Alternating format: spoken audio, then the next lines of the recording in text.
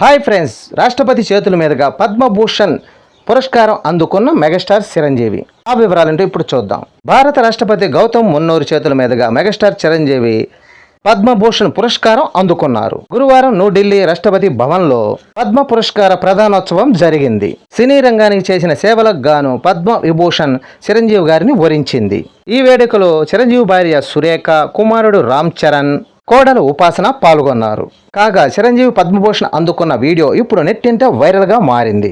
ఇటీవల republic day సందర్భంగా పద్మ అవార్డులు ప్రకటించిన సంగతి తెలిసిందే. దేశవ్యాప్తంగా 5 పద్మ విభూషణ అవార్డులు, 17 పద్మభూషణ అవార్డులు, 110 మందికి పద్మశ్రీ అవార్డులు ప్రకటించారు. ఇందులో భాగంగా చిరంజీవి గారికి భారతదేశపు 2వ అత్యున్నత అవార్డు పద్మభూషణ్ని ప్రకటించారు. చిరంజీవి పద్మభూషణ్ అవార్డుకి ఎంపిక అవడంతో ఇప్పటికే అభిమానులు, ప్రముఖులు ఆనందం వ్యక్తం చేస్తున్నారు. ఈ వీడియో నచ్చితే లైక్ చేయండి.